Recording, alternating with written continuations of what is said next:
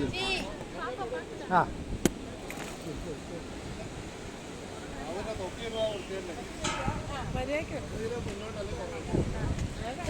വേഗം ആയിക്കോട്ടെ.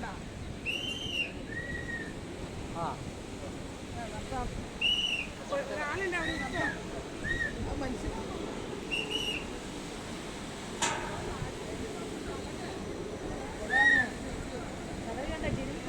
വിവേകാനന്ദ പാറയെന്ന് അത് നോക്കുക, നല്ല ഒഴുക്കാണ് താഴെ, അതാണ് കേട്ടോ. വിവേകാനന്ദ പാറയെന്ന് നമ്മൾ തിരുവള്ളൂർ പ്രതിമയിലേക്കുള്ള ഗ്ലാസ് ബ്രിഡ്ജാണ്.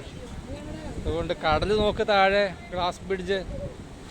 ആർക്കും പേടിയൊന്നുമില്ലല്ലോ അല്ലേ ഗ്ലാസ് ബ്രിഡ്ജിൻ്റെ കൂടെ നടക്കാൻ?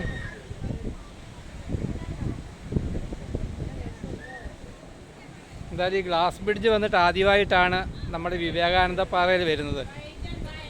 അല്ലെങ്കിൽ നമ്മൾ എപ്പോഴും തിരുവള്ളൂരിൻ്റെ പ്രതിമയുടെ അടുത്തേക്ക് വരണമെങ്കിൽ വീണ്ടും ബോട്ടിന് കയറണമായിരുന്നു. അടിപൊളി ഗ്ലാസ് ബ്രിഡ്ജാണ്. താഴെ നല്ല കടൽ തിരമാലയൊക്കെ അടിക്കുന്നത് കാണാം. സൂപ്പറായിട്ടുണ്ട്. നല്ല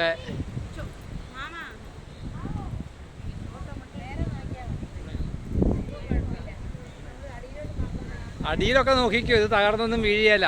ഇത് നല്ല ഉറപ്പുള്ള ഗ്ലാസ്സാണ്. നമ്മൾ ദുബായി പോയപ്പം മറ്റേ ഗ്ലാസ് ബ്രിഡ്ജ് കയറിയില്ലായിരുന്നോ?